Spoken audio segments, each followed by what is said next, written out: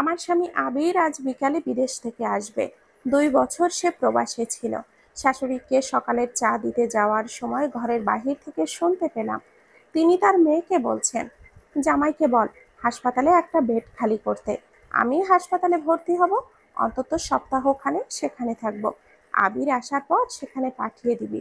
আগুন আর ঘি যেন কাছাকাছি না থাকে। তোর বাপ ওই মেয়েকে পছন্দ করে আবিরের সাথে বিয়ে দিয়েছিল। আবিরের পছন্দ ছিল না। তোর বাপ যেহেতু বেঁচে নেই, এখন ওই মেয়েকে বিদায় করতেও সময় লাগবে না। পাশে থেকে আমার ননদ বলে উঠল, তোমাকে কেন হাসপাতালে থাকতে হবে? তুমি অনামিকার মামাকে বলো, ওকে যেন এসে নিয়ে যায়। ও চলে গেলেই তো সব সমস্যার সমাধান হয়ে যাবে। ভাইয়া আসলে নতুন মেয়ে দেখা শুরু করো। আর এই মেয়েকে আমার পছন্দ না, সবসময় বেশি বোঝে। তোমার ছেলেকে তোমার কাছ থেকে দূরের মানুষ বানিয়ে দেবে দেখো। শাশুড়িও তাল মিলিয়ে বলে উঠলেন, সেই দিন শুনলাম আবিরকে বলছে এটা লাগবে ওটা লাগবে। এখানে এসে থেকেছে কদিন, এখানে এসে কোনো কিছুতেই হাত লাগাতে দেয় না আমাকে। এই মেয়ে আমার সংসার আমার কাছ থেকে কেড়ে নিচ্ছে। এত সব আমি কিছুতেই বরদাস্ত করব না। আমার ছেলের কাছ থেকে ওকে আলাদা করেই ছাড়বো। আমার কথা শুনে যেন আমার পায়ের তলায় মাটি সরে গেল। আবিরের থেকে আমাকে আলাদা করতে চাই? কি ক্ষতি করেছি আমি তার? কেন এমন করতে চাইছে? রাজ্যের চিন্তা যেন মাথায় এসে ভর করলো। নিজেকে সামলে নিয়ে দরজায় নক করতেই দুজনেই চুপ হয়ে গেল। ভেতর থেকে আম্মা জোরে বলে ওঠেন, কে? আম্মা, আমি চা নিয়ে এসেছিলাম। ভেতরে এসো। চা নিয়ে ভেতরে যেতেই আমার ননদ রুম থেকে বেরিয়ে এলো। আম্মাকে চা দিয়ে নিজের রুমে চলে আসব, তখনই তিনি আমাকে পেছন থেকে ডাক দিলেন। আমি কাছাকাছি গিয়ে দাঁড়ালাম। আম্মা চায়ের চুমুক দিয়ে কাপটা হাতে রেখেই বললেন, অনেকদিন তো হলো এখানে এসেছো, তোমাকে তো উঠিয়ে নিয়ে আসা হয়নি। আমি তোমাকে মামার ফোন করে বলে দিচ্ছি তোমাকে যেন এসে নিয়ে যায়। আবির আসলে ওকে তোমাদের বাড়িতে পাঠিয়ে দেব। ওর সাথে এখানে এসে আবার কয়দিন থেকে যেও। অনুষ্ঠান করে তোমাকে নিয়ে আসবো একেবারে, কিন্তু তার জন্য তো সময় লাগবে একটু। আমি বাধ্য মেয়ের মতো মাথা ঝাঁকালাম। আমার দুই সময়ের দুই রকম কথা আমার ভেতরে ঝড় তুলেছে। আবিরের সাথে আমার সংসার কি সত্যি ভেঙে যাবে? আমি তো আম্মাকে আমার মায়ের মতো ভালোবেসেছিলাম। ওনাকে দেখতে ইচ্ছে করলেই চলে আসতাম। উনিও আমার সাথে ভালোভাবেই মিশত, ভালোবাসতো আমাকে। কিন্তু হঠাৎ এত পরিবর্তন আমাকে যেন 10তলার ছাদ থেকে নিচে ধাক্কা দিয়ে ফেলে দিচ্ছে। আমি অল্পতে ভেঙে গুড়িয়ে যাওয়ার মেয়ে নই, তবুও নিজের সংসারের কথা চিন্তা করে ভীষণ ভয় লাগছে। আম্মার সাথে কথা শেষ করে নিজের রুমে চলে আসলাম। খুব কান্না পাচ্ছে আমার। আম্মার সাথে কি খোলামেলা কথা বলতে চাওয়া উচিত হবে? মা মারা যাওয়ার পর মামার বাড়িতেই মানুষ হয়েছি। মামিও কোনোদিন স্বার্থ ছাড়া ভালো ব্যবহার করেনি। মামা অন্তত ভালো মানুষ। উনি ভালোর জন্যই তো হয়তো ওনার ওপর ভরসা করেই বিয়েটা করেছিলাম। আমাকে পছন্দ করেছিলেন আমার শ্বশুর বাবা। নিজের ছেলে বিদেশে থাকা সত্ত্বেও ফোনেই সবাইকে সাক্ষী রেখে ভিডিও কলে আমাদের বিয়ে হয়েছিল। রুমে এসে খুব খারাপ লাগছে।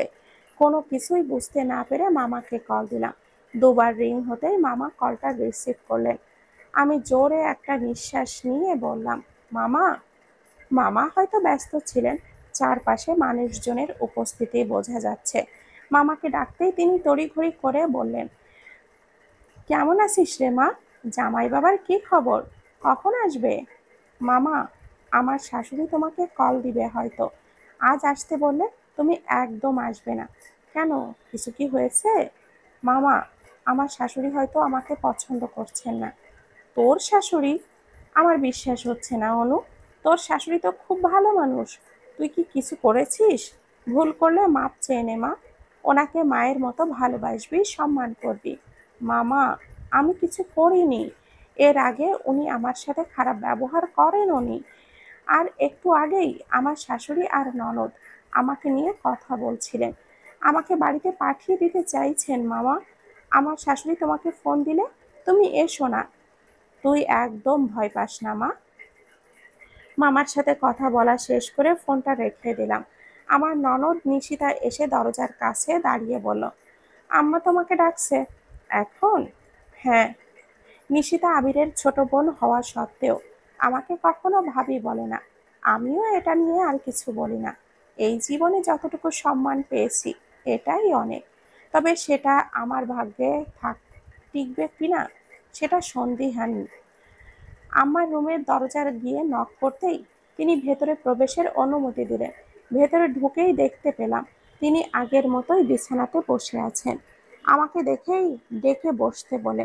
নিজেকে কেমন যেন পুতুল পুতুল লাগছে, যে যা বলছে তাই শুনছি।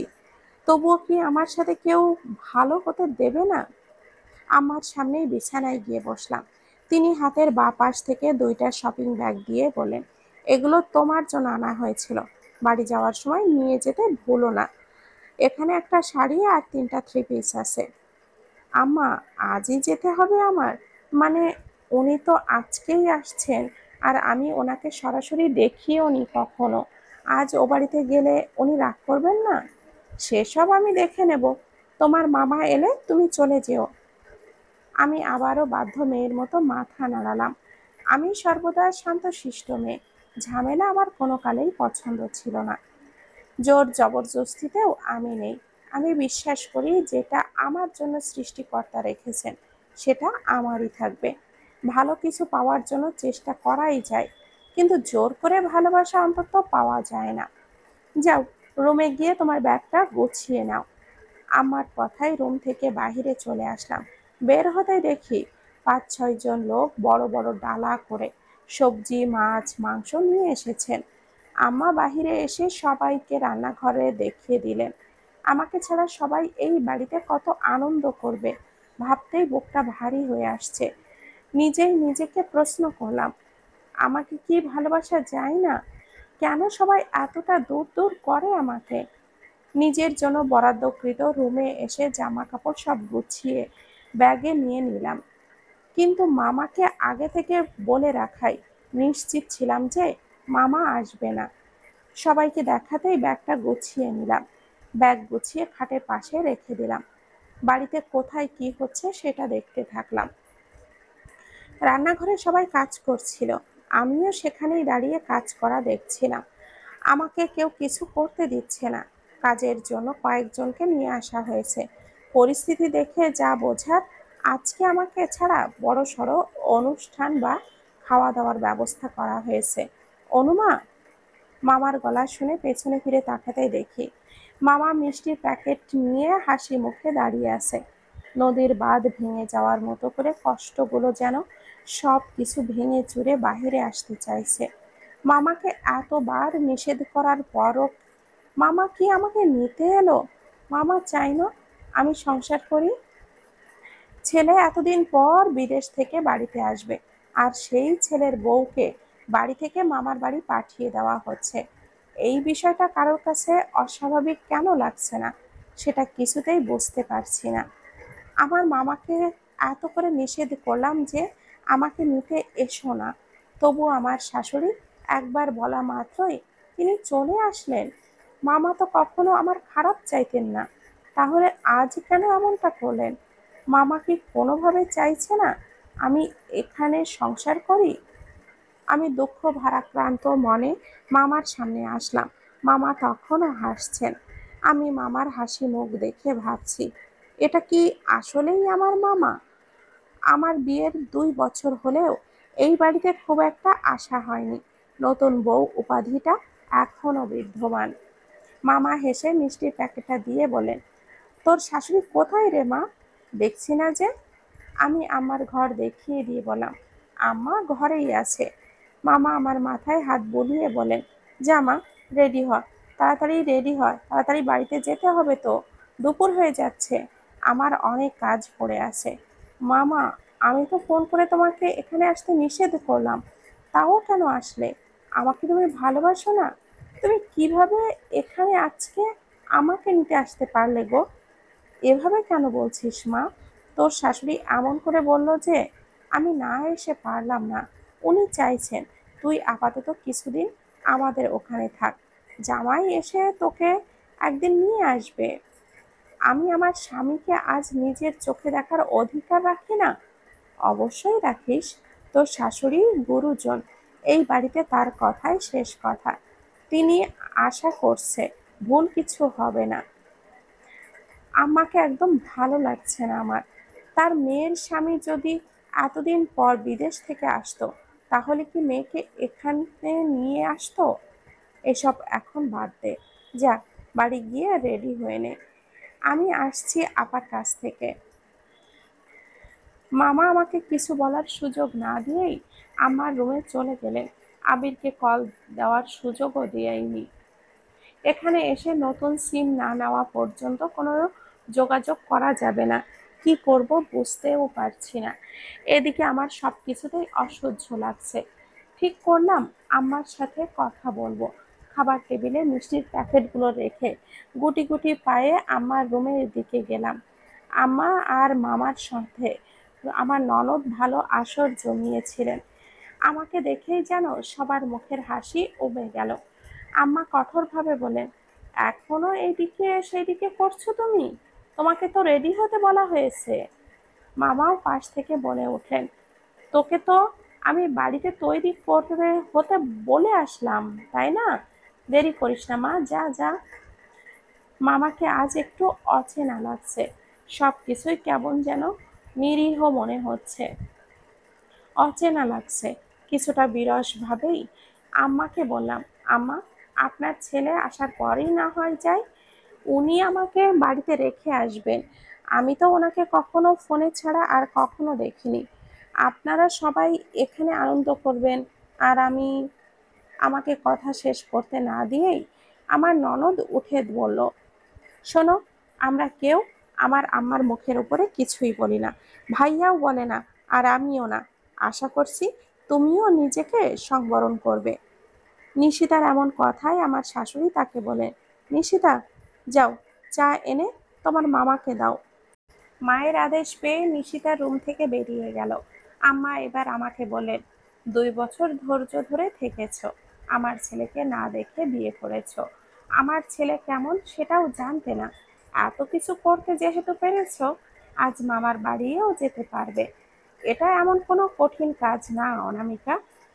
আমি এই কথার পরিপ্রেক্ষিতে কি বলবো সেটাই ভেবে পাচ্ছি না।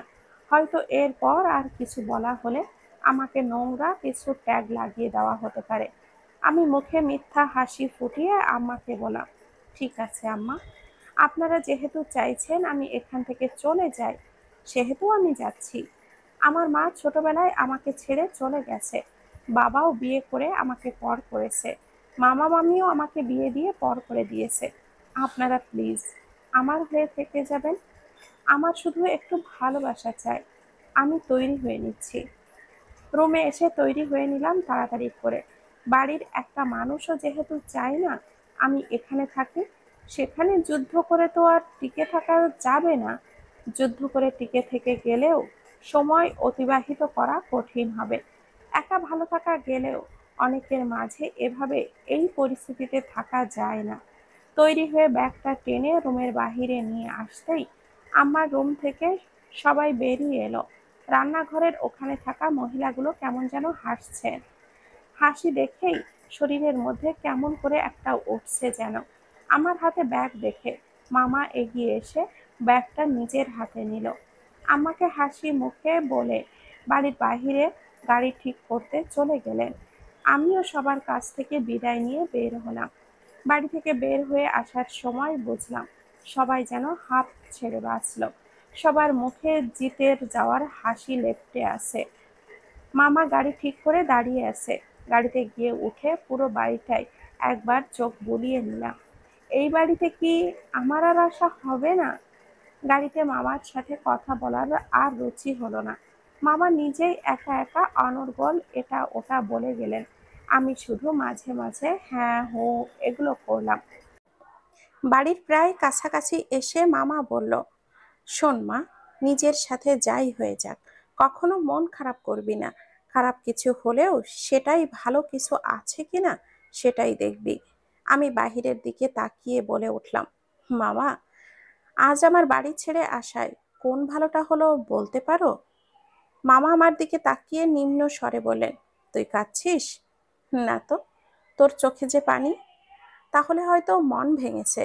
সংসার ভাঙতে কতটুকু দেরি সেটা বুঝতে পারছি না। আমি তো শুধু মন দিয়ে সংসারটাই করতে চেয়েছিলাম মামা, তোমরা সেটাও করতে দিলে না। আমার স্বামীকে দেখার ভাগ্যও বোধহয় আমার আর হলো না। আমি শান্ত শিষ্ট মেনে নেওয়ার মেয়ে বলে তোমরা আমাকে এভাবে চুপ করিয়ে দিতে পারলে? একটু বাঁধলো না তোমাদের? মা মরা মেয়েকে কিভাবে এত বাজেভাবে ঠকালে মামা? আমার মা বেঁচে থাকলে হয়তো সবকিছু এত খারাপ হতো না। সবার নাকি কেউ না কেউ থাকলেও মা কখনো ছেড়ে যায় না, অথচ আমার মা সবার আগে আমাকেই ছেড়ে গেল। অন্যরা আর থাকবে কেন? মামা আমার কথায় আর কিছুই বলল না।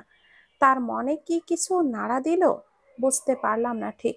মামা আমার দিক থেকে চোখ ফিরিয়ে বাহিরে তাকালো। আমার চোখে চোখ রেখে বলার সাহস হয়তো আর আমার মামার নেই। চোখের পানি মুছে মামাকে আবারও বললাম, নিজের বর দেখার আগেই আমার সংসার ভেঙে গেল, তাই না মামা? মামা এবারও আমার দিকে তাকালেন না, বাহিরেই তাকিয়ে বলে উঠলেন, তুই তো সবরকারী, এখন কেন এত ভেঙে পড়ছিস? সংসার নষ্ট হওয়ার আগে জীবন নষ্ট হয়ে গেলে তো পারতো, তাই না মামা? আমার কথায় মামা এবার আটকে উঠলেন। আমার দিকে অগ্নি দৃষ্টি ফেলে বলেন, অনু, ধৈর্য ধরতে শেখো, আজে বাজে কথা বলো না। আমার তো সব শেষ মামা, কিসের আশায় ধৈর্য ধরবো বলতে পারো? 2 বছরের বিদেশি স্বামীর সাথে সেরকম সম্পর্ক করতে পেরেছিস? কত বিদেশির বউরে দেখি সারাক্ষণ এখানে ওখানে বসে স্বামীর সাথে কথা বলে, স্বামীকে আঙ্গুলের ইশারায় ওঠায় আর বসায়। কিন্তু তোর বেলায় আর কত বউরা একটু সেজে গোজে শাড়ি পরে স্বামীর সাথে ভিডিও কলে কথা বলে, কিন্তু তোরে তোরে আমি শাড়ি পরা দেখিনি কোনোদিন। শুধু সুন্দর হইলেই হয় না, স্বামীরে আটকে রাখার উপায় জানতে হয়। মেয়েরা তার স্বামীরে অন্যদিকে তাকাতে পর্যন্ত দেয় না। আর তোর স্বামী তোকে শ্বশুর বাড়ি থেকে বাড়িতে পাঠাবে না তো কাকে পাঠাবে? হ্যাঁ? ভাঙা মন নিয়ে শ্বশুর বাড়ি থেকে মামার বাড়ি এসে ঘরে ব্যাগটা রাখতেই মামি কথাগুলো অনবরত বলেই যাচ্ছেন। মামা শুধু পাশে থেকে বলছেন, শরীফা চুপ করো, এত কথা কইও না তো, নিজের কাজ করো। ব্যাগটা হাত থেকে নামিয়ে বললাম, মামি, কোনো পুরুষকে জোর করে নিজের করা যায় না। শুধু পুরুষ কেন, কোনো নারীকেও জোর করে নিজের করা আরো অসম্ভব ব্যাপার। সেক্ষেত্রে আমি নিজেই সেই পুরুষের সান্নিধ্য চেয়েছিলাম। নারী যেমন খুব সহজে কোনো পুরুষের হতে পারে, তেমনি সে না চাইলে কেউ তাকে নিজের করতে পারে না। আমি তার জন্য অপেক্ষা করব। মামি আমার দিকে কয়েক কদম এগিয়ে এসে বলল, মামার ঘাড়ে বসে বসে আবার খেতে এসেছিস? এতদিন তো আর কম চালাসনি রে মা। আমি তো আপনাদের 1 টাকাও খরচ করিনি মামি, উল্টো আমি টাকা দিয়েছি আপনাদের। আমার মায়ের তো আর কম ছিল না বা কম নেই। আমি কেন কারোর ভালো ব্যবহারটুকু পাই না মামি? কি করেছি আমি আপনার? শ্বশুরবাড়ির মানুষের কাছ থেকে অবহেলা পেয়ে এখানে চলে এসেছিস। আমারও এমন দিন এসেছিল যে সময়ের কথা ছিল আমি আমার স্বামীর কাছে বেশি গুরুত্ব পাবো, তখন সে তোকে নিয়ে পড়ে থেকেছে। মামা ধমকে সুরে মামিকে শাসিয়ে দূরে সরিয়ে নিয়ে যেতে থাকলেন। মামির কথায় যেন বুকে চিনচিনে ব্যথা শুরু হলো। মামির মন বিষিয়ে যাওয়ার কারণ আমার প্রতি মামার ভালোবাসা। এতিমদের হয়তো আসলেই ভালোবাসা পাওয়ার অধিকার নেই। সৎ মায়ের অবহেলা দেখে মামা এই বাড়িতে নিয়ে এসেছিলেন আমাকে। আমার এখানে আসার কারণে মামি এতগুলো বছর আমাকে সহ্য করেছে। আমাকে চুপ দেখে মামি আবারও বলে উঠলেন, ভেবেছিলাম এবার বুঝি এইসবের পাঠ চুকিয়ে শান্তিতে থাকবো, না, আবার এসে হাজির। মামির কথার উত্তরে আসলে আমার আর কিছুই বলার নেই, শুধু মনে মনে সৃষ্টিকর্তাকে বললাম, আল্লাহ, আমার মাকে তো নিয়েই নিয়েছো, এবার কথা আর সহ্য কষ্ট আর কত হিম্মতটুকু নিয়েও না, দয়া করে একটু ধৈর্য দাও। এটাও যদি হারাই তাহলে নিজের মনটাকে আমি আর বাঁচিয়ে রাখতে পারবো না। একটা দীর্ঘশ্বাস ফেলে নিজের রুমটায় চলে গেলাম। দরজা খুলেই দেখলাম আমি ও বাড়িতে যাওয়ার সময় যেভাবে রেখে গিয়েছিলাম ঠিক ওভাবেই আছে। আমার রুমে কারোর আসার প্রয়োজন পড়েনি, আমি থাকতেও কখনো কারোর প্রয়োজন পড়তো না। রুমটা পরিষ্কার করার কাজে লেগে পড়লাম। সব কাজ শেষ করতে করতে প্রায় বিকেল হয়ে গেল। গোসল সেরে বিছানায় গা এলিয়ে দিলাম। ফোনটা হাতে নিতেই অচেনা নাম্বার থেকে দুবার কল এসেছিল। ব্যালেন্স চেক করে দেখলাম সেখানে মিসড কল দেওয়ার টাকাটাও নেই। বিকাশ থেকে রিচার্জ করে নাম্বারটায় কল ব্যাক করলাম। রিং হতেই ওপাশ থেকে কেউ কলটা রিসিভ করলো। ফোনটা রিসিভ হতেই সালাম দিলাম। ওপাশ থেকে ভরাট পুরুষালী গলায় কেউ বলে উঠল, আপনি অনামিকা বলছেন? জি বলছি। আপনি কে? আমি কুরিয়ার থেকে বলছি। আপনার নামে একটা পার্সেল এসেছে, বড়সড় একটা পার্সেল।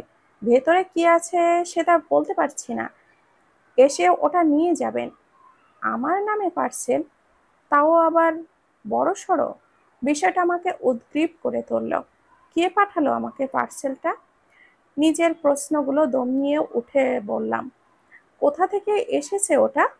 কে পাঠিয়েছে? প্রেরকের নাম লেখা আছে? ইংরেজিতে কোনো পেজের নাম লেখা হয়তো, মানুষের নাম নাই বাপু। তাড়াতাড়ি নিয়ে যাও, সব দেখতে পাবা। ঠিক আছে। লোকটা ওপাশ থেকে কলটা কেটে দিতেই যেন চিন্তাটা বেড়ে গেল। ফোনটা রাখতেই দেখি মামি দরজার পাশে দাঁড়িয়ে। ওনার মুখটা দেখেই আমার মুখটা মলিন হয়ে গেল। এই মানুষটাকে আমি না চাওয়া সত্ত্বেও কষ্টে রেখেছি। আমি কারোর উপরে জুলুম করেছি। আমাকে কিছু না বলতে দেখে মামি বলে উঠলেন, বিকাল হয়ে গেছে, কটা খেয়ে উদ্ধার করলেও তো পারিস। আপনার মামা এসে আবার আমার উপরে চড়াও হবে তো। বাড়ির সব দোষ তো সবসময় আমারই হয়। মামির দিকে তাকিয়ে মিথ্যা হাসির চেষ্টা করে বললাম, আমাকে ভালোবাসা যায় না তাই না মামি? ভালোবাসা গেলে কি আর আমার মা আমাকে ছেড়ে চলে যেত? চিন্তা করবেন না, আমি না চাওয়া সত্ত্বেও যে আপনার কষ্টের কারণ হয়েছি না, এই কষ্টে আমি আর আপনাকে রাখবো না। আমি আমার জন্য একটা আলাদা বাড়ি করব। আমার একলা জীবন একাই পার করব। আমি চাই না আমার জন্য কেউ অসুখী হোক। আর কয়েকটা দিন একটু সহ্য করে নিন মামি। কথাটা তো আবেগে বলেই দিলাম। আমার আর কি আসলেই এই মানুষগুলোকে ছেড়ে থাকতে হবে? নিজের ওপরে নিজেরই মায়া হচ্ছে। এই মানুষটার ভালোবাসা পেতে শাড়ির আঁচল ধরে পেছনে পেছনে ঘুরতাম। কখনো আদর করে কোলে নিত, আবার কখনো চোখেও দেখতো না। আমার কথায় মামির মুখটা যেন আর একটু কালো হয়ে গেল। আমার কথায় দমে গেলেন উনি। কি জানি, আমার দিকে চোখ রেখেই বলেন, পরে গিয়ে উদ্ধার করবেন, আপাতত খেয়ে নেন, বিকাল হয়ে গেছে। বিছানা থেকে উঠে আলমারি থেকে বোরখাটা বের করতে করতে বললাম, আমার বিরিয়ানি খেতে ইচ্ছে করছে। কুরিয়ার থেকে কল এসেছিল, আমার নামে নাকি কিছু একটা এসেছে। ওগুলো আনার সময় রেস্টুরেন্ট থেকে খেয়ে আসবো। আপনি বাড়িতে এসেছেন, এই জন্য আপনার মামা গরুর মাংস আর খিচুড়ি রান্না করতে বলেছিল। খুব কষ্ট হয়েছে রান্না করতে। ওগুলো খেয়ে যেখানে যাওয়ার সেখানে যান। না খেয়ে এক পাও বাহিরে যেতে পারবেন না। যখন যেটা ইচ্ছা সেটা করতে পারবেন না এই বাড়ি থেকে। মামির কথায় বেশ অধিকার বোধ বুঝতে পারলাম। এই মহিলাকে আমি 20 বছরেও চিনে উঠতে পারলাম না। কেমন মানুষ উনি? কেন এক এক সময় এক এক আচরণ করেন? বোরখাটা বিছানার উপরে রেখে বললাম, ভালো তো বাসেন না, শত্রু ভাবেন। সেই মেয়ের খাওয়া না খাওয়া নিয়ে এত চিন্তা কেন আপনার? এত ভাবতে হবে না আমাকে নিয়ে। আমার জন্য আমার আল্লাহই যথেষ্ট। মামি আর কোনো কথা না বলে দ্রুত পায়ে আমার হাতটা ধরে খাবার টেবিলে নিয়ে আসলেন। চেয়ার টেনে নিজে ঠেলে বসিয়ে দিলেন। নিজেই একা একা খাবার প্লেটে দিয়ে বকবক করতে থাকলেন। আমি ওনার দিকে এক পলকে চেয়ে রইলাম। এই মানুষটা আমাকে অনাদর করলেও হয়তো একটু হলেও এই এতিম মেয়েটার মায়ায় জড়িয়েছে। নইলে শত্রুকে কেউ হাত ধরে টেনে এনে খাবার খেতে দেয়? এই মানুষটা কি জানে তাকে আমি আমার মায়ের আসনে বসিয়ে রেখেছি? আমার পালক মা। কুরিয়ার থেকে বাড়ি ফিরতে ফিরতে প্রায় সন্ধ্যা। শুধু বড়সড় একটা পার্সেল না, একটা ট্রলি ব্যাগ নিয়ে আসতে হয়েছে ওখান থেকে। রিক্সা বাড়ির সামনে নিয়ে আসতে হয়েছে। রিক্সাওয়ালা নিজেই ট্রলি ব্যাগ আমার রুম পর্যন্ত দিয়ে গিয়েছে। ভাড়া মিটিয়ে রুমে এসে বোরখা খুলে ফ্রেশ হয়ে নেই। ওয়াশরুম থেকে দেখি মামি এসে বিছানায় এসে বসেছেন। আমার রুমে মামিকে দেখে কৌতুকের স্বরে বললাম, কি মামি, আমার মায়ায় বেশি কি টানছে? চোখে হারাচ্ছেন আমাকে? মামি আমার প্রশ্নের কোনো জবাব না দিয়েই বলেন, ট্রলি ব্যাগের ভেতরে কি আছে? এটা এসেছে? হ্যাঁ। কি আছে এতে? মনে হচ্ছে যেন বিয়ের কনের জন্য বিয়ের জিনিসপত্র পাঠিয়েছে। বিয়ের জিনিস? আমার তো মনে হচ্ছে কারোর লাশ কয়েক টুকরো করে আমাকে পাঠানো হয়েছে নাকি। মামি আমার দিকে বিরক্তির মুখে চেয়ে বলে, ও বাড়ি থেকে কল দিয়েছিল? আবির কথা বলেছে? আমার তো মনে হয় আমার সংসার ভেঙেছে, আবার কল দেবে সেটা সরাসরি জানিয়ে দিতে। সামনে ট্রলি ব্যাগটা নিয়ে বসে আছি। এটা লক করে পাঠানো হয়েছে, আর সেটাও পাসওয়ার্ড দিয়ে খুলতে হবে, তাছাড়া খুলবে না। বসে বসে ভাবছি লকটা খুলবো কিভাবে। যে এইসব পাঠিয়েছে তার কোনোভাবে পাসওয়ার্ড জানিয়ে দেওয়া উচিত ছিল।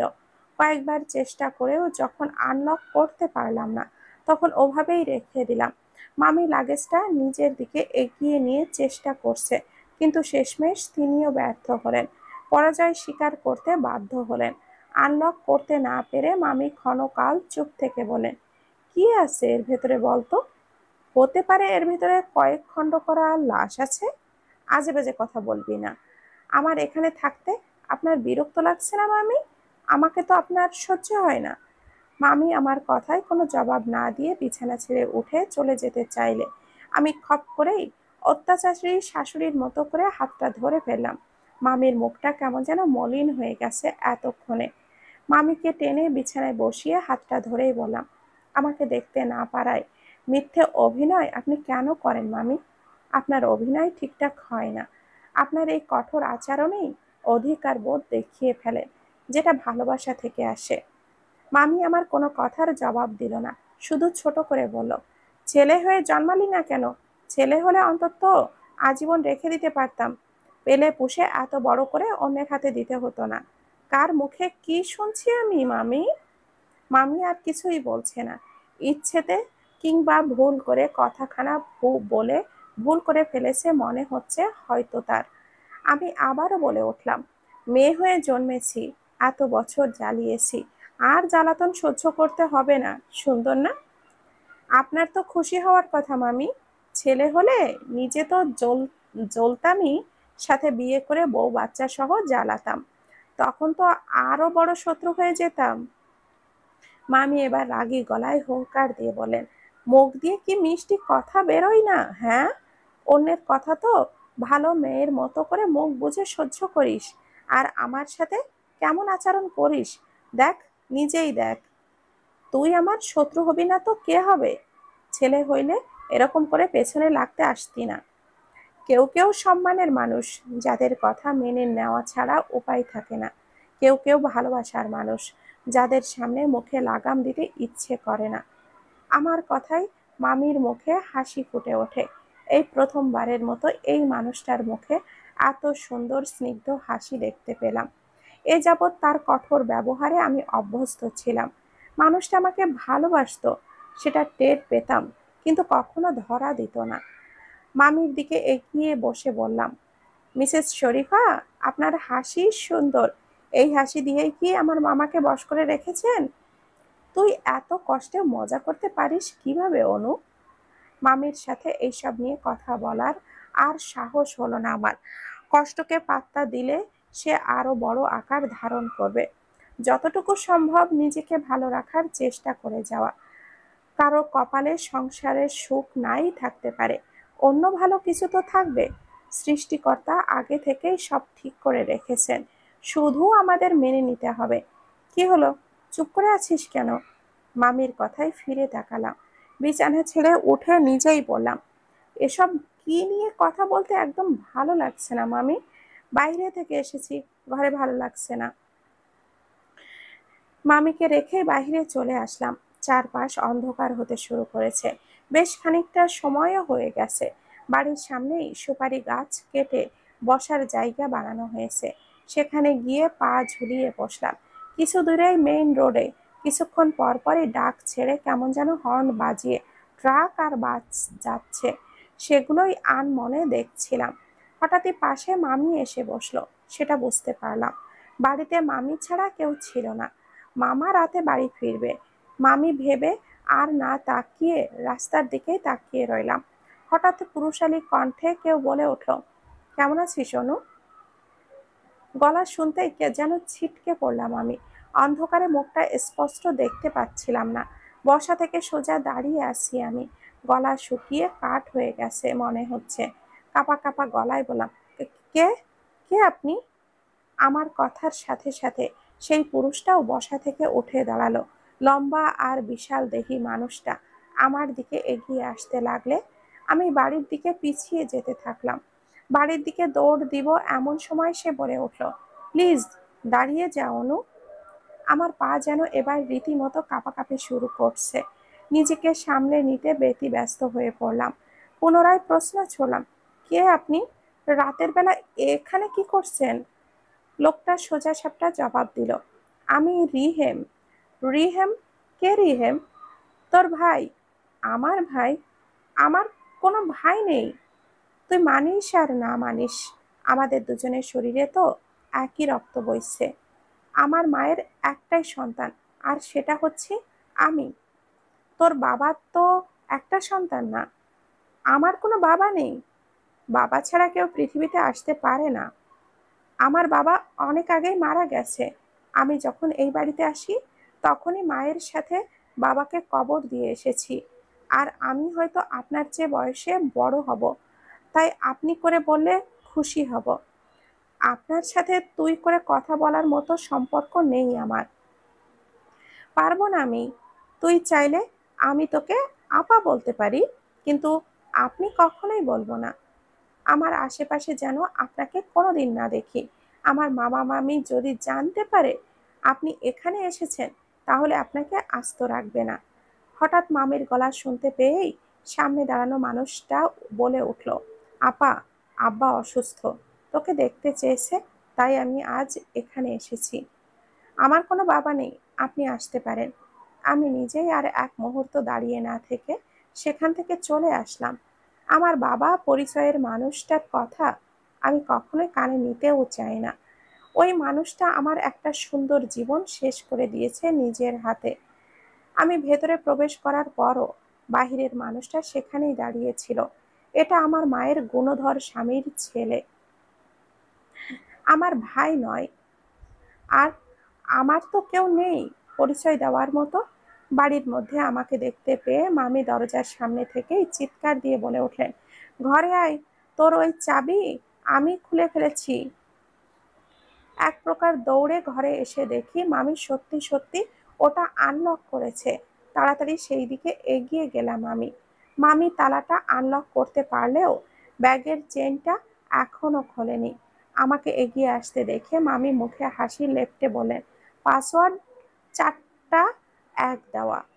অবাক হয়ে জিজ্ঞেস করলাম, আপনি কিভাবে জানলেন? হঠাৎ করে দিয়েছি আর খুলে গেল। জলদি দেখ ভেতরে কি আছে। আমার চেয়ে আপনি দেখছি বেশি এক্সাইটেড মামি। কথা না বলে তাড়াতাড়ি খুলে দেখ। আমি আর দেরি না করে ব্যাগের চেনটা খুলে ফেললাম। অপরের অংশটা সরিয়ে দিতেই আমি অবাক। মামি আবারও হাসতে হাসতে বলে উঠল, দেখেছিস, আমি বলেছিলাম না যে বিয়ের শপিং হয়তো। কিন্তু এইসব কে দিবে মামি? জামাই হয়তো দিয়েছে। উনি দিলে এখানে আজকে কিভাবে দিবেন এগুলো? আমার মনে হচ্ছে এটা অন্য কারোর কাজ। অন্য কেউ? কে দিবে এত টাকার জিনিস? 2-3 দিনের মধ্যে তোমার ডিভোর্সের কাগজ চলে যাবে। সিগনেচারটা করে দিও। তোমার কাবিনে যে টাকা দেওয়ার কথা ছিল সেটা আবির পাঠিয়ে দেবে। শাশুড়ির কথার পৃষ্ঠে বলে উঠলাম, আপনারা কি আমার সাথে মজা করছেন? ইচ্ছে হলো ছেলেকে বিয়ে দিলেন, আবার ছেলেকে ডিভোর্স করানোর জন্য উঠে পড়ে লেগেছেন। বিয়ে আর ডিভোর্স কি হাতের মোয়া নাকি? ছেলেকে ডিভোর্স দিয়েছিলেন কেন? আর মেয়ে হয়ে আরেকটা মেয়ের সংসার কেন ভাঙছেন? ছেলেকে বউ ছাড়া রাখতে চাইলে বিয়ে দিতে হতো না। আমি আপনার ছেলেকে ডিভোর্স দেব না। দেখি কিভাবে আমাকে ছাড়ে। ওপাশ থেকে শাশুড়ি ধমকের সুরে বলে ওঠেন, তুমি আমাকে তেজ দেখাচ্ছ অনু? আমি তোমার বড়, আমার সাথে এভাবে কথা বলবে না। আমার এতক্ষণে মনে হচ্ছে আপনাকে এতদিন সম্মান দিয়ে ভুল করেছি।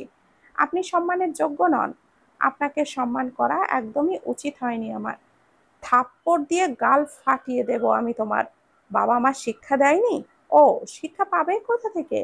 জন্মই তো মাকে খেয়ে ফেলেছে। আর এতিমদের আবার শিক্ষা আছে নাকি? আপনার বাবা মা ছিল না? আমি না হয় ভালো শিক্ষায় শিক্ষিত হতে পারিনি, কিন্তু আপনি আপনি এত অশিক্ষিত মানুষের মতো করে কথা বলছেন কেন? এ বাড়িতে আসার সময় আমি সব মেনে নিয়েছিলাম। কিছুক্ষণ আগেও ভেবেছিলাম আমার সাথে হয়তো আপনারা প্রাঙ্ক করছেন। এতক্ষণে বুঝলাম মনের কোণে যে সূক্ষ্ম আশাটা জেগেছিল সেটা ভুল। তোমাকে তো আগে থেকেই আমার পছন্দ ছিল না, অনু। মিন মিসকে শয়তান তুমি। আমি মানুষ ভুল চিনি না। এতদিন ভালো সাজার নাটক করেছো, এখন আসল পরিচয় বেরিয়ে এলো। আপনার আসল চেহারা তো অনেক আগেই বেরিয়ে এসেছে। আমি আগে ভাবতাম জোর করে কোনো কিছু করা উচিত না, জোর করে অন্য কিছু পাওয়া গেলেও ভালোবাসা পাওয়া যায় না, তাই এতদিন চুপচাপ ছিলাম। এখন বুঝতে পারছি ভালো থাকার দায়িত্ব নিজেকেই নিতে হবে। কি করবে তুমি? কি করার যোগ্যতা আছে শুনি? আপনার ছেলেকে আমার কাছ থেকে দূরে রাখুন, দেখুন পারেন কিনা। ওনার সাথে আর কথা না বাড়িয়েই কলটা কেটে দিলাম। ফোনটা রেখে পাশের চেয়ারটায় ধপ করে বসে পড়লাম। তার মানে এগুলো ও বাড়ির কেউ পাঠায়নি? মামি তখনও চুপচাপ সেখানে দাঁড়িয়ে আছে। তিনি হয়তো আমাকে এভাবে কারোর সাথে কথা বলতে শোনেনি। আমি কারোর সাথে কথা বলেছি এটা মনে করতে পারছি না। আজ এই পরিস্থিতিতে এসে মনে হচ্ছে আমারও বাড়ি ছেড়ে আসা উচিত হয়নি। ভালো মানুষের আসলেই ভাত নেই। মেনে নিতে নিতে একদিন আর নিজের ইচ্ছে বলতে কিছুই থাকে না। এখন মনে হচ্ছে ভালোবাসা পাওয়ার জন্য হয়তো সবার মন রাখা জরুরি নয়, নিজেকে সহজলভ্য করা উচিত নয়। মামি এতক্ষণে আমার কাছাকাছি এসে বসলেন, চেয়ার শুদ্ধ আমাকে জড়িয়ে বিছানার দিকে এগিয়ে নিয়ে। হয়তো আজ প্রথমবারের মতো তিনি আমাকে জড়িয়ে ধরলেন। আমার হৃদস্পন্দন বেড়েছে, ভেতর থেকে কান্না ঠেলে আসতে চাইছে। বারবার বুকটা কেঁপে উঠছে, ফুঁপিয়ে উঠছি আমি। মামি আমার মাথায় হাত বুলিয়ে দিতে দিতে বলে উঠলেন, কাঁদিস না মা। মামির কথায় এবার আমার কথাগুলো যেন বাঁধ ভেঙে বেরিয়ে এলো। মামির কোমর শক্ত করে জড়িয়ে ধরে বুকে মাথা রেখে শব্দ করে কান্না করে উঠলাম। আমি আর কিছুতেই নিজেকে শক্ত রাখতে পারছিলাম না। সকাল থেকে তো অনেক কিছুই সহ্য করলাম, মনে হচ্ছিল একটু ভেঙে গুঁড়িয়ে যায় আর কেউ এসে আমাকে টুকরো টুকরো অংশগুলো গুছিয়ে দিই। আমি তো এতিম, আমাকে আবার কে গুছিয়ে দেবে? নিজেকে নিজেরই ঠিক রাখতে হবে হয়তো। কিছুক্ষণ গলা ছেড়ে চিৎকার করে কান্না করলাম। নিজের বুকের ভারী ভাবটা একটু হলেও যেন কমে গেল। মামির কাছ থেকে নিজেকে ছাড়িয়ে নিয়ে সোজা হয়ে বসে চোখ গাল মুছে নিলাম। চোখ মুখ মুছে মামিকে ভাঙা ভাঙা গলাতেই বললাম, মামা কোথায় মামি? দোকানে আছে। তোর শাশুড়ির সাথে এমন ব্যবহার করলে কেন? তুই না ধৈর্যশীল মেয়ে? তুই তো তখন বললি তোর শাশুড়ি নাকি সম্মানের মানুষ, তাই ওনার সাথে সাথে কথা মেনে নিয়ে চলে এসেছিস। মামি কথাগুলো বলেই আমার দিকে তাকালো। আমি নীরব স্বরে বললাম, আমার কথা শুনে আপনার মনে হলো মামি উনি এখনো সেই সম্মানের জায়গাটা ধরে রাখতে পেরেছেন?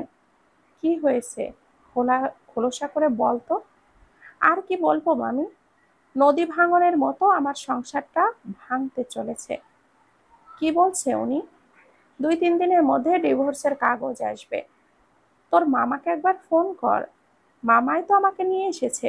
আমি কতবার নিষেধ করেছিলাম মামাকে যেতে। বলেছিলাম, মামা আমার শাশুড়ি কল দিয়ে যেতে বলে আসার প্রয়োজন নেই। মামা তবুও গিয়েছিল আমাকে নিয়ে আসতে। কল লাগা তুই ওনাকে। আমার আর কারোর সাথে কথা বলার রুচি হচ্ছে না মামি। মামির হাতেই ফোনটা ধরিয়ে দিয়ে বললাম, আমি কাল সকালেই ও বাড়িতে যাব মামি। আমার সংসার আমাকেই বুঝে নিতে হবে। আমি কেন সবকিছু হারাবো? কি দোষ আমার? মামাকে কল করার প্রায় আধা ঘন্টা পরই মামা বাসায় ফিরলেন। মামি এমন করে বাসায় ফিরতে বলেছে যে মামা আর দেরি করতে পারেননি। আমি তখন দেওয়ালের সাথে হেলান দিয়ে চোখটা বন্ধ করে বসে আছি। মামি পাশেই বসে আছেন। বাহির থেকে মামার গলা শোনা যাচ্ছে। মামি দৌড়ে গিয়ে বাড়ির গেটটা খুলে দিলেন। দুজনই আমরা রুমের দিকেই আসছে। মামি আগে আগে রুমে ঢুকলো। মামাও সাথে সাথে প্রায় এলেন। আমার মুখের অবস্থা দেখে এক প্রকার আঁতকে উঠে জিজ্ঞেস করলো, কি হয়েছে, কান্না করছো কেন? আমাকে কিছু বলার সুযোগ না দিয়েই মামি নিজেই বলে উঠলেন, অনুকে তুমি এই বাড়িতে কেন নিয়ে এসেছো? অনু নাকি তোমাকে কল দিয়ে নিষেধ করেছিল যেতে, তবুও কেন ওকে নিয়ে এসেছো তুমি? মামা আমার দিকে একবার তাকিয়ে আবার মামির দিকে তাকালেন, শক্ত গলায় বলেন, তাতে তোমার কি? তুমি ওর সাথে খারাপ ব্যবহার করেছো? মামিও তেজ দেখিয়ে তেজ গলায় বলে উঠলেন, আমি তো ওর ছোটবেলা থেকেই ওকে দেখতে পারি না, আজ আর নতুন কি? মামা মামিকে আর কিছু না বলে বিছানার পাশে বসলেন। নরম স্বরে আমাকে বলেন, কি হয়েছে মা, কেঁদেছিস কেন? মুখে তাচ্ছিল্যের হাসি ফুটিয়ে বললাম, কি হবে মামা, সংসার ভাঙার আনন্দে একটু কান্না করেছি। তুই এখনো ওটা নিয়ে বসে আছিস? থাকবো না? না, থাকা উচিত না। সংসার ভাঙা এতই সহজ মামা? আরে বাবা, সংসার ভাঙবে কেন? মামি এগিয়ে এসে ভুরু কুঁচকে বলে ওঠে, এই, তুমি ওকে মিথ্যা সান্ত্বনা একদম দেবে না। তুমি ওকে ও বাড়ি থেকে নিয়ে এসেছো কেন সেটা বলো। আমি মামার দিকে সোজা হয়ে বসে বললাম, আমি নিষেধ করার পরও ওখানে আজ কেন গেলে মামা? কেন আমার সংসারটা ভাঙতে তুমিও সাহায্যের হাত বাড়িয়ে দিলে? মামা আমাদের দুজনের দিকে একবার করে তাকিয়ে বলো, কি হয়েছে তোদের, বলবি আমাকে? এত হাইপার হয়ে যাচ্ছিস কেন তোরা? অনুর শাশুড়ি কল করেছিল, উনি বলেছেন 2-3 দিনের মধ্যে ডিভোর্সের কাগজ পাঠিয়ে দেবে। মামির কথায় যেন মামা আকাশ থেকে পড়ল। মামির কথা শেষ হতেই তিনি চিল্লিয়ে উঠে বললেন, কি কি বলছো তুমি? মাথা ঠিক আছে? আপা কেন এসব বলবেন? বলেছে তো, উনি বলার পরেই তোমাকে কল দেওয়া হয়েছে। মামির এবারের কথায় মামা কিছুক্ষণ চুপ করে রইলেন। আমি আর কিছু বলছি না, কেন জানি না, আর কোনো অনুভূতি এখন অনুভূত হচ্ছে না। চুপচাপ মুখে কুলুপ এঁটে বসে কিছুক্ষণ পর পর দীর্ঘ নিঃশ্বাস ফেলছি।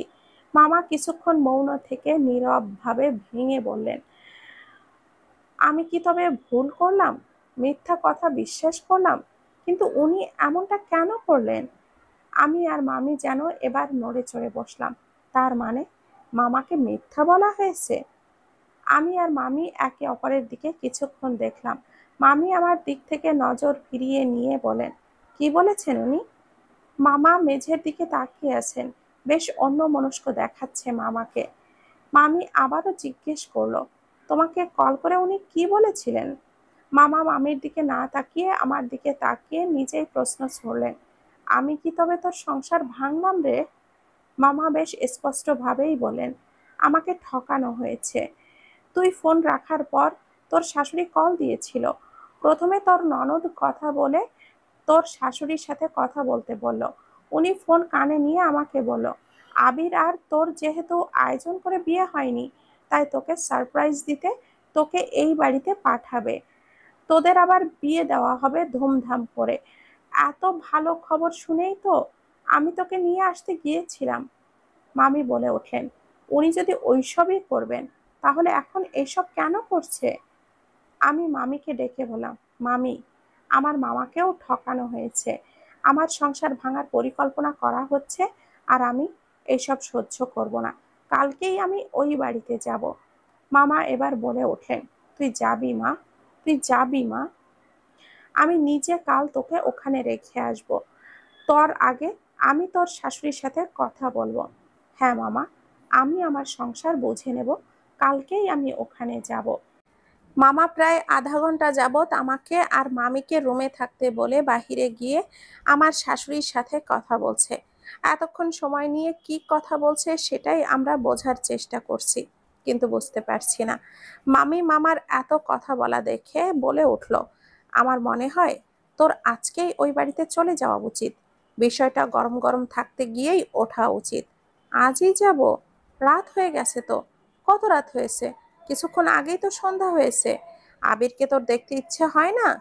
2 বছর পর স্বামী এসেছে, দেখবি না?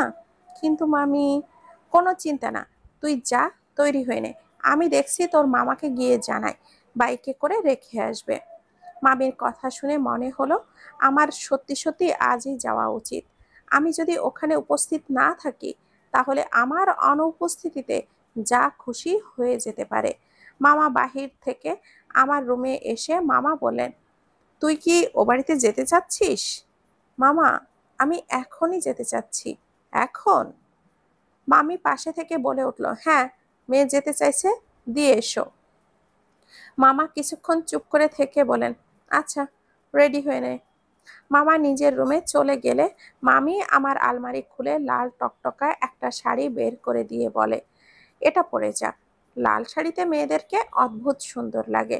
লাল শাড়ি, চুল ছেড়ে, আর চোখে কাজল, আর ঠোঁটে একটু লাল লিপস্টিক একটা পুরুষকে কাবু করতে যথেষ্ট। মাথাটা ভালো করে চিরুনি করে নে। লাল ব্লাউজটা শাড়ির ওইখানে দেখলাম।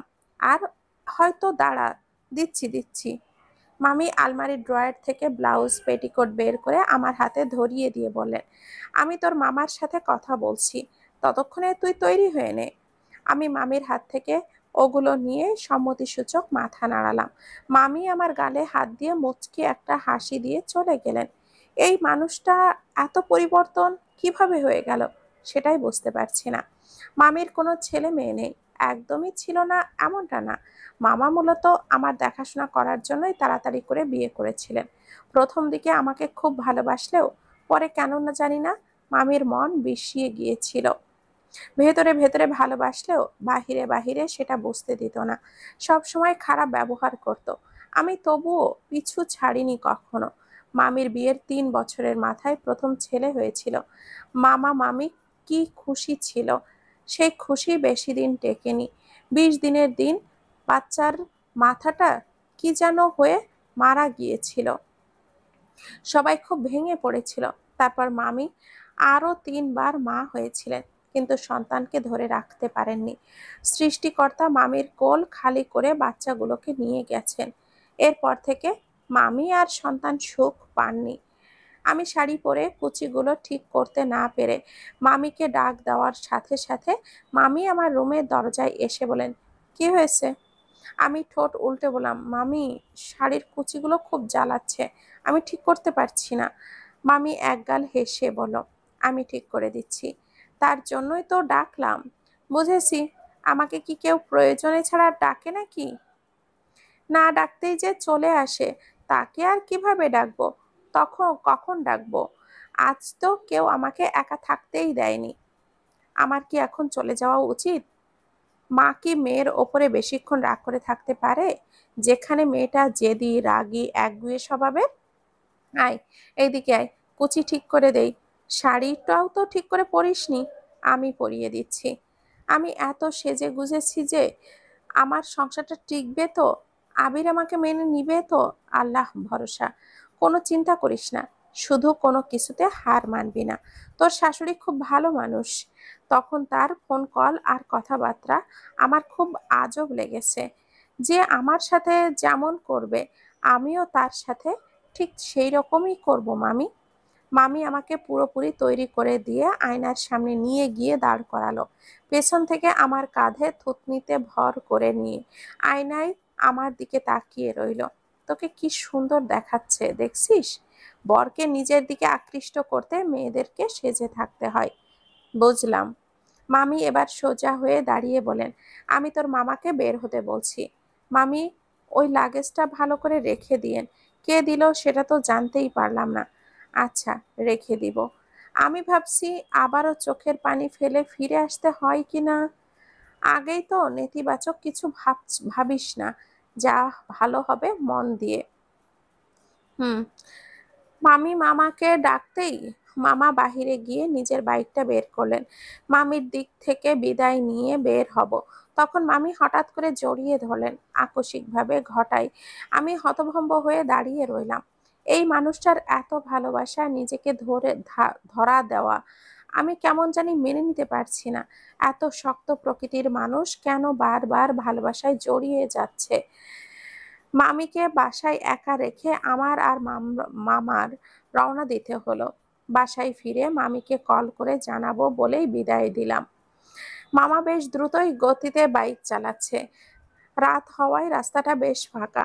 আমি মামার কাঁধে হাত রেখে চুপচাপ বসে আছি, নিজের স্বামীকে প্রথমবারের মতো সামনাসামনি দেখার জন্য। একটা উত্তেজনা কাজ করছে। আমি যাওয়ার পরও ও বাড়িতে কি হবে সেটাও বুঝতে পারছি না। শুধু এতটুকু বুঝতে পারছি যে আমাকে নরম হওয়া যাবে না। বিয়ের আগেই মেয়েরা কিছু কিছু ছেলের ঘরে উঠে যায়, আর বিয়ের জন্য আজ প্রয়োজনে স্বামীকে পেতে এমন কাজ করতে হবে। নিজেকে বারবার বোঝাচ্ছি ভেঙে পড়া যাবে না, শক্ত থাকতে হবে। তবুও ভেতর থেকে একটা ভয় কাজ করছে। আমাকে একদম চুপ থাকতে দেখে মামা বলেন, ও বাড়িতে যেতে ভয় লাগছে? হ্যাঁ মামা, আমার শাশুড়ির সাথে তোমার কি কথা হলো তখন? ওসব তোর শুনতে হবে না। তুই ওখানে গিয়ে আগেই কারোর সাথে খারাপ ব্যবহার করিস না মা। আমি আগে আগে কারোর সাথে খারাপ ব্যবহার করি না মামা। কেউ কিছু বললেও আজ আর জবাব দিবি না। বাড়িতে যে শাশুড়ির কাছে খারাপ ব্যবহারের জন্য ক্ষমা চাইবি। হুম। তখন হয়তো একটু বেশি রাগ দেখানো হয়ে গেছে। আমি মাফ চেয়ে নেব, সমস্যা নেই। তবে উনি যদি আবারও খারাপ ব্যবহার করে তাহলে আমি চুপ থাকবো না। একটু সহ্য করে নিস মা। চেষ্টা করব মামা। তবে আমার ভয় লাগছে খুব। ওনারা কি আমার সাথে ভালো ব্যবহার করবে? দেখি, গিয়ে চল। আমিও আর কথা বাড়ালাম না। এখন শুধু বাড়িতে পৌঁছানোর অপেক্ষা করতে লাগলাম।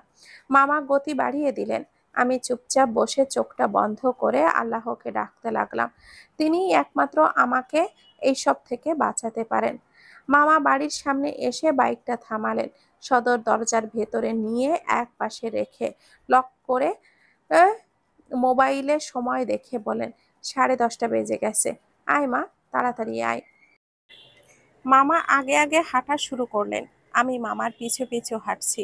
বুকের ভেতরটা কেমন যেন করছে। অতিরিক্ত ভয়ে পেটের নাড়িও কাঁপছে। বেশ বুঝতে পারছি, হাঁটার শক্তিও পাচ্ছি না। মনে হচ্ছে এখনই মাথা ঘুরে পড়ে যাব। এই বাড়িতে এর আগেও এসেছি, কিন্তু এমন কখনো হয়নি। মামা গিয়ে দরজার সামনে দাঁড়ালেন। আমার দিকে তাকিয়ে মুচকি হাসি দিয়ে বলল, আমার মার মুখ এমন কাদো কাদো লাগছে কেন? মামা, আমার খুব ভয় লাগছে। ধুর মেয়ে, কিচ্ছু হবে না, সাহস রাখ। মামা আমার মাথায় হাত বুলিয়ে কলিং বেল চাপলেন।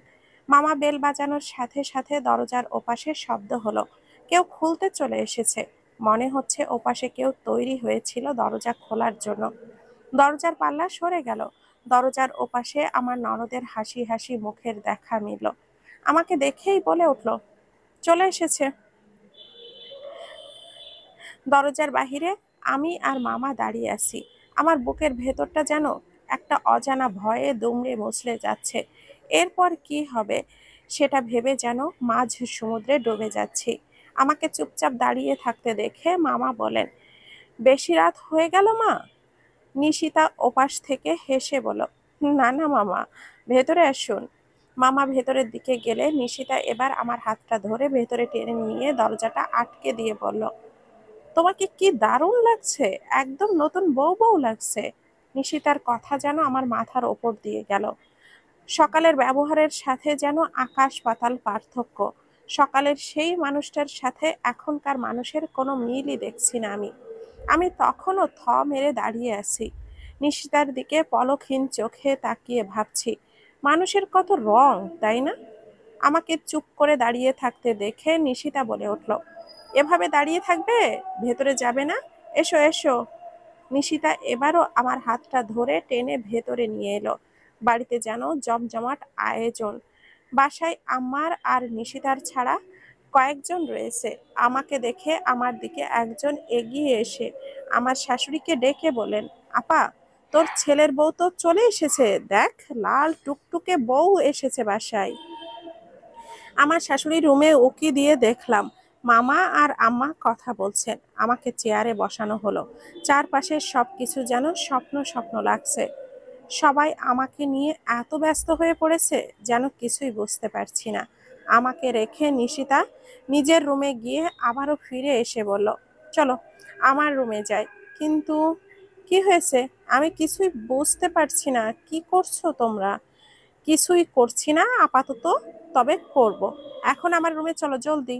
নিশিতা আমাকে তার রুমে নিয়ে এসেছে অনেকক্ষণ আগে। আমাকে আবার প্রথম থেকে তৈরি করে দিচ্ছে। আরেকটা নরম লাল টকটকা শাড়ি পরিয়ে দেওয়া হয়েছে, সাজিয়ে দেওয়া হচ্ছে প্রথম থেকে। আগে শুধু হালকা লিপস্টিক দেওয়া থাকলেও এবার যেন কিছুই বাদ গেল না। নিশিতার ছোট্ট একটা আয়না আমার সামনে ধরে বলল, দেখো তো কেমন লাগছে।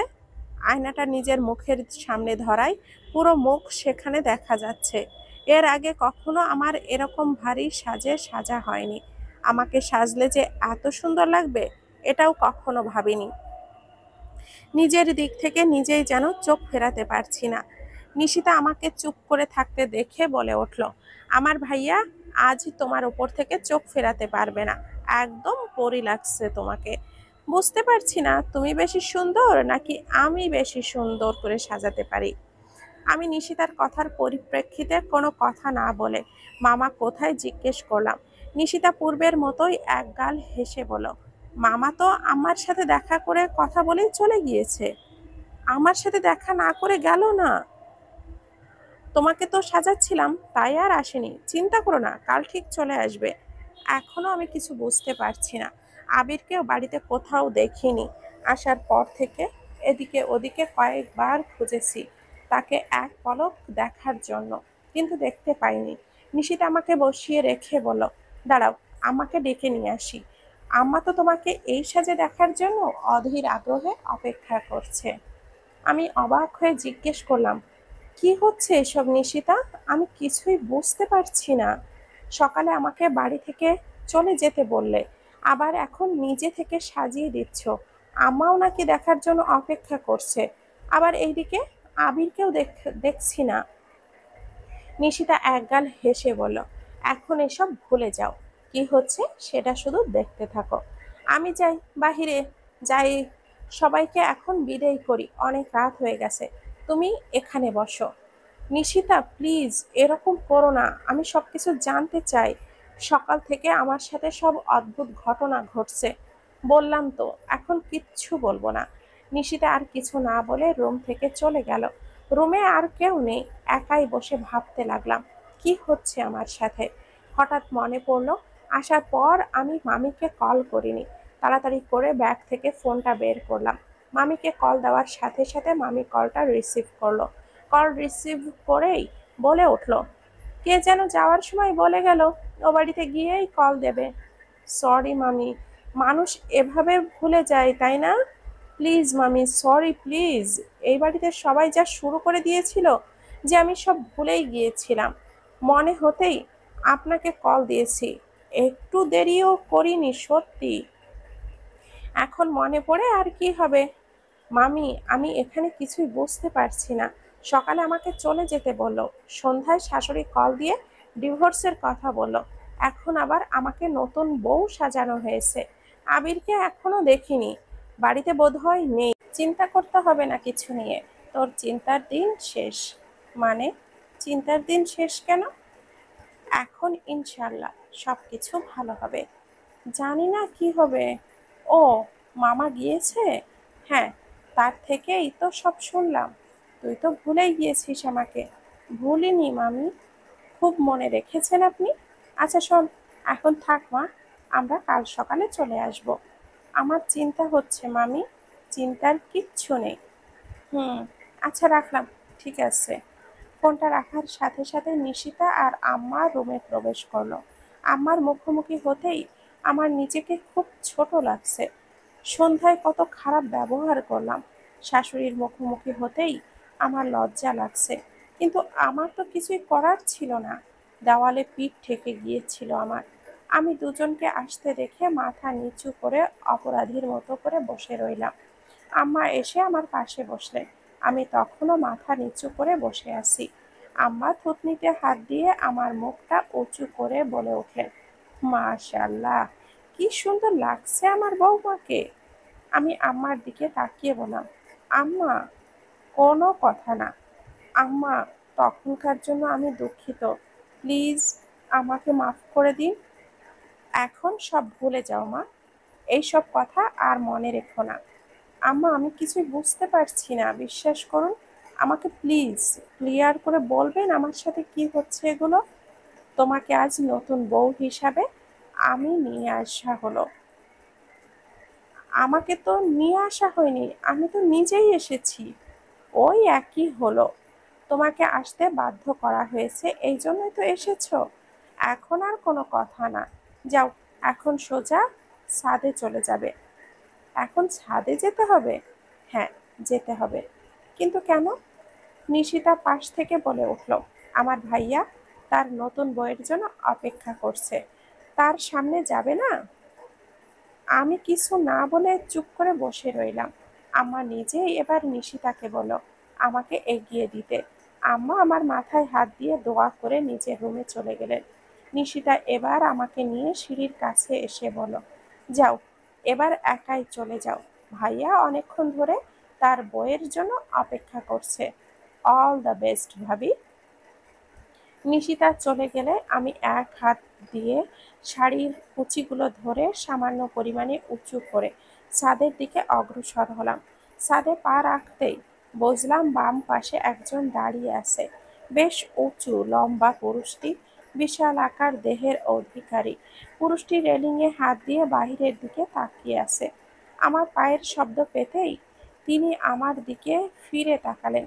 ছাদের এই পাশটায় স্বল্প আলোর ঝাড়বাতি লাগানো হয়েছে। আলো নিভছে আর জ্বলছে। এক পা দুপা করে এগোচ্ছি, আর আমার হৃদস্পন্দন বাড়ছে। আমাকে এগোতে দেখে সামনে দাঁড়ানো পুরুষটিও আমার দিকে এগিয়ে আসতে শুরু করলো। আমরা দুজন একে অপরের সামনে দাঁড়িয়ে আছি। এতদিনের হাজার হাজার মাইলের দূরত্ব জয় করে আমরা আজ সামনাসামনি দাঁড়িয়ে। ওনার মুখের দিকে তাকাতেই দেখলাম উনি আমার দিকে মুগ্ধ চোখে চেয়ে আছেন। আমি চোখ নামিয়ে নিয়ে দাঁড়িয়ে রইলাম। আমার ভীষণ অস্বস্তি লাগছে এইভাবে দাঁড়িয়ে থাকতে দেখে। লজ্জা লাগছে ভীষণ। নীরবতা ভেঙে তিনি বলেন, কেমন আছো অনু? আমি চোখ তুলে চাইলাম। আমার চোখ টলমল করছে। এখনো বিশ্বাস করতে পারছি না আবির আমার সামনে দাঁড়িয়ে। এই মানুষটা সত্যিই আমার সামনে দাঁড়িয়ে।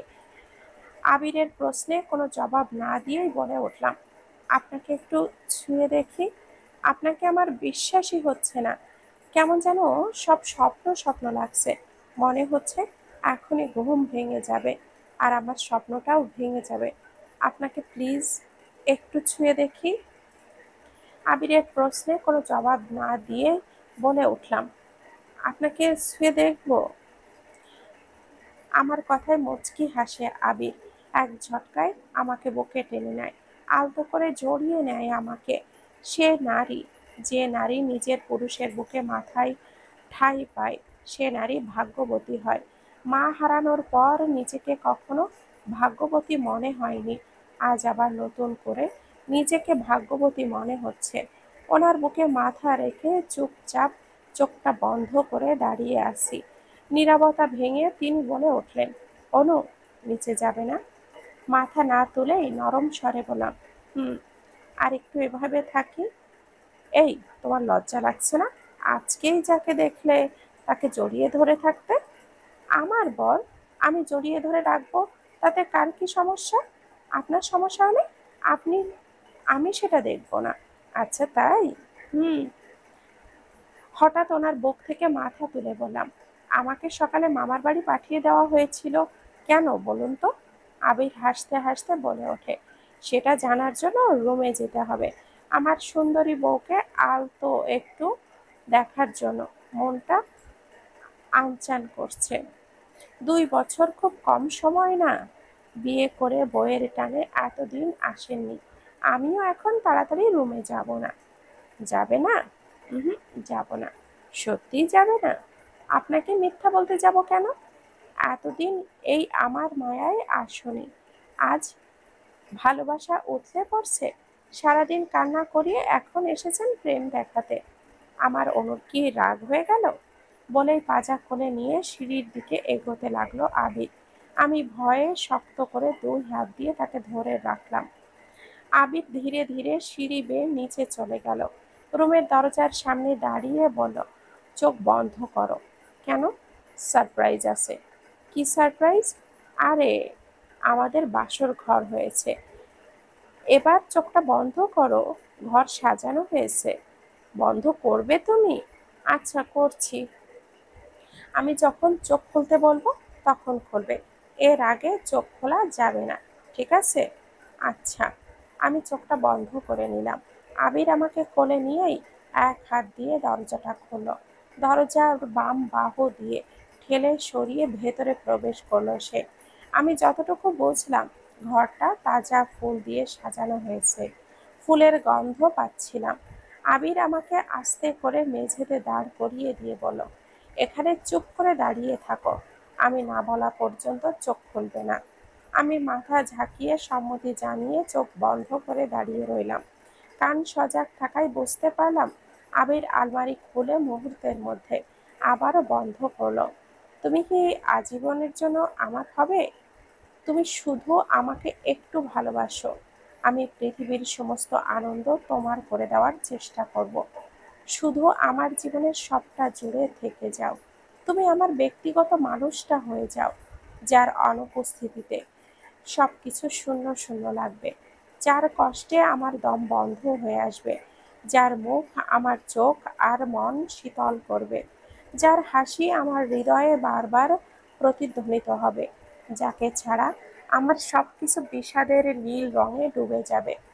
আমি চোখ খুলে তাকিয়ে দেখতে পেলাম আবির মেঝেতে হাঁটু গেড়ে বসে আছে, হাতে একটা রিং আমার দিকে বাড়িয়ে রেখেছে। ভালোবাসি তোমাকে অনু। আমি একটুও ভালোবাসি না। না বাসো, অন্য কারো না হলেই হবে। মুচকি হেসে নিজের হাত তার দিকে এগিয়ে দিতেই রিংটা পরিয়ে দিল। উঠে দাঁড়িয়ে সামনে এসে দাঁড়ালো। বাচ্চাদের মতো আবদারের সুরে বলল, আবারও জড়িয়ে ধরিব? না, দূরে থাকুন, ওসব ভুলে যাও। বলেই হৃদস্পন্দনের গতি বাড়িয়ে আরো একবার বুকে স্থান দিল সে। রাত 12টা। আমি দেশে আসার সময় আমার জন্য কি কি এনেছে সেই সব দেখছিলাম। সমস্ত রুম ফুলের গন্ধে যেন ডুবে আছে। আমার জন্য আনা জিনিসপত্র দেখছিলাম আর রুমটা বারবার এদিকে ওদিকে তাকিয়ে দেখছিলাম। সকালে যেমন দেখছিলাম সেরকম কিছুই নেই। আবির বলে উঠল, পছন্দ হয়েছে সব? মাসখানেক আগে থেকেই একটু একটু করে কেনাকাটা শুরু করেছি আমি আমার বইয়ের জন্য। আমি সবগুলো জিনিসের ওপর আরেকবার চোখ বুলিয়ে বললাম, আপনার পছন্দকে অপছন্দ করার কোনো সাহস আমার নেই। এখানকার সব কিছুই সুন্দর। হঠাৎ আমার সন্ধ্যার সেই পার্সেলের কথাটা মনে পড়লো। আবিরকে জানানো উচিত বলে মনে হলো। বলে উঠলাম, আজ সন্ধ্যায় আমার নামে একটা পার্সেল এসেছিল। ইয়া বড় একটা লাগেজ ব্যাগ। যা যা সেখানে আছে সবগুলো দেখেই মনে হবে বিয়ের জন্য পাঠানো হয়েছে। কে পাঠিয়েছে কিছুতেই জানতে পারিনি আমি। প্রথমে মনে হয়েছিল এখান থেকে পাঠানো হয়েছে। আবির হো হো করে হেসে উঠল। সে বলল, এতক্ষণেও বুঝতে পারোনি ওগুলো কে পাঠিয়েছে? আবিরের হাসিতে কেমন যেন সন্দেহ হলো।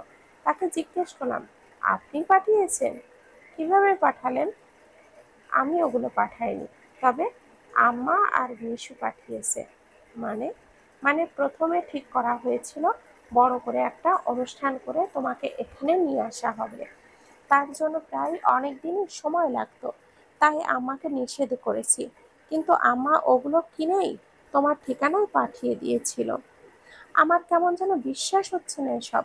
এত কিছু আমার জন্য কেন? কারণ আমার বউকে এরকম করে কেউ কখনো ভয় পাইয়ে দেয়নি। কিন্তু আম্মা তো আমাকে অপছন্দ করে। আপনার জন্যই হয়তো জোর করে মেনে নিয়েছেন। কিভাবে বুঝলে? সকালে যখন আম্মার জন্য চা নিয়ে যাই তখন শুনেছিলাম আম্মা আর নিশিতা কথা বলছিল আমাকে নিয়ে। তোমাকে পছন্দ করে না এইসব? হ্যাঁ। আপনি কিভাবে জানলেন? এসব প্ল্যান করা ছিল? আবির মুচকি হেসে বলল, হ্যাঁ, সব প্ল্যান করা। তুমি আমাকে কতটুকু চাও, আমাকে পেতে কি কি করতে পারো সেটা দেখার ইচ্ছে ছিল। মানে? আম্মা আমাকে অপছন্দ করে না? নিশিতাও না? কেউ তোমাকে অপছন্দ করে না অনু। সবাই তোমাকে ভালোবাসে। কিন্তু সন্ধ্যার ডিভোর্সের কথাটা? তুমি যেন আমাকে টাকার বিনিময়ে ছাড়তে রাজি হও কিনা সেইটা দেখতে চেয়েছিল। জানো তো, একবার একজনকে হারিয়ে আমি একেবারে দিশেহারা হয়ে গিয়েছিলাম। এবার আর তোমাকে হারাতে চাই না। বিশ্বাস করতে এত পরীক্ষা, আর আমি কি পাশ করেছি? তুমি আমার মন জিতে নিয়েছো। ভালোবাসলে বিশ্বাসটা রাখতে হয়। আমি দেখতে চেয়েছিলাম সব কিছুর বিনিময়ে হলেও আমাকে চাও কি না। আপনাকে চাই। আমি একটা ঘর চাই, সংসার চাই, সবার সাথে একটু ভালো থাকতে চাই। এই ছেড়ে যাওয়ার যুগে আমি আপনার সাথে আষ্টে পৃষ্ঠে জড়িয়ে থাকতে চাই। আমি তোমার বাবা, আমার বাবা মানে তুমি যেমন আমাকে চাও, সংসার চাও, তেমন তোমার বাবাও তার মেয়েটাকে একটু চোখের দেখা দেখতে চায়। মানুষকে ক্ষমা করে দিতে হয় অনু। আর উনি তো তোমার বাবা। আগামীকাল বিকালে আমরা তোমার বাবাকে দেখতে যাব। কিন্তু কোনো কিন্তু নয়। আপনি জানলেন কিভাবে? সেটা তোমার জানতে হবে না। আগামীকাল আমরা ওখানে যাচ্ছি, আর এটাই ফাইনাল। আমি সবকিছু সাইডে ফেলে বললাম, আমার সংসারটা টিকলো তবে। সারাদিনে কত চিন্তায় ছিলাম, সংসার ভাঙার ভয়ে কত কান্নাকাটি জানেন। এরকম আর কখনো করবেন না প্লিজ। আমি এইসব আর সহ্য করতে পারবো না। মাকে হারানোর পর আমি আর ভালো কিছু পাইনি আবির। আমার সংসারটা আমার কাছে, কখনো আমার কাছ থেকে কেড়ে নেবেন না। আমি এখানে আমার জনম কাটিয়ে দিতে চাই। ভালোবাসো আমাকে? আমাকে তোমার হৃদয়ে রাখবে আজীবন? আবিরের কথায় মুচকি হেসে উঠলাম। আমার ভেতরেও বাহিরে, অন্তরে অন্তরে আছো তুমি হৃদয় জুড়ে। আবির জানিয়ে দিল, আজ থেকে সে আমার। আর কোনো দিন হারিয়ে যাওয়ার ভয় নেই। এই সংসার আমার, শুধুই আমার। সংসারের মানুষগুলোকে ভালোবাসা আর কর্তব্য ভালো রাখার দায়িত্বটা আমার। এই সংসারে আমার সুখ, আমার শান্তি। এই মানুষটা ব্যক্তিগতভাবেই আমার। আমাদের মৃত্যু ছাড়া যেন আমরা কখনো আলাদা না হই। আমাদের ভালোবাসা আজীবন বেঁচে থাকুক। আমার ভালো থাকা এই মানুষগুলোকে কেন্দ্র করেই গড়ে উঠুক। এই মানুষটার দিক থেকে আমি আঁখি না ফিরুক। এই মানুষটা আজীবনই আমাকেই ভালোবাসুক।